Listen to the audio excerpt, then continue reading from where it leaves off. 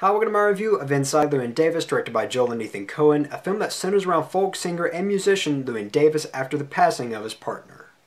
What'd you say you played? Folk songs. Folk songs. Thought you said you were a musician. I need to borrow some money. Not again.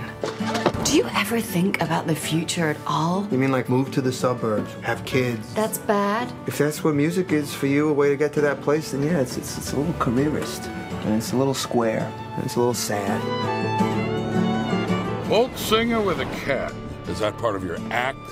Every time you play a C major, you puke a hairball? Now, I've been anticipating this film for quite a while now because I love great movies, I love folk music, and I love the Coen brothers. You put those all together, there's no reason for this not to be amazing. I'm a huge Coen brothers fan. I mean, they really are among my all-time favorite filmmakers. I mean, No Country for Old Men is one of my all-time favorite films. And I love Fargo, I love A Serious Man, The Big Lebowski, Oh Brother, Where Art Thou, and the remake of True Grit. Now, I have to be honest, I've yet to see Blood Simple. I've heard great things about that film.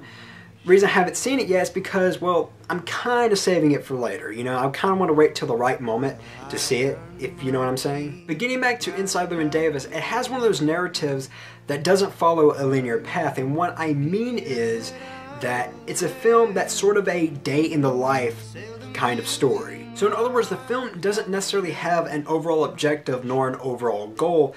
It's really a film that's more focused on characters than story.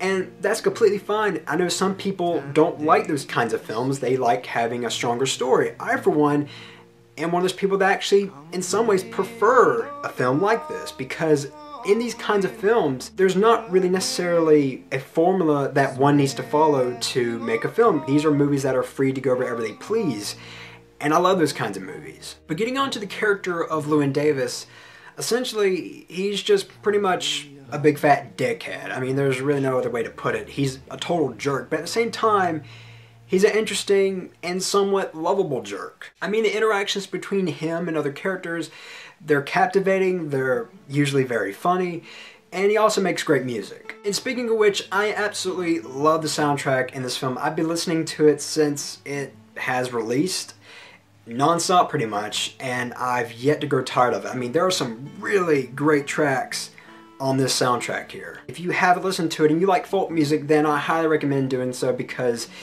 it is fantastic. Now I want to briefly talk about the performances. There's really not a bad performance in this film. Oscar Isaac is really, really good as Llewyn Davis. He did get nominated for a Golden Globe. Unfortunately, he did get nominated for an Oscar. In my personal opinion, did he deserve to get nominated? Perhaps so. He is really, really good in the film. And adding on to the great performances, there's also a nice little funny performance by John Goodman in the film. It's relatively short, but still great. And I also want to praise the gorgeous cinematography by Bruno Del Bonell.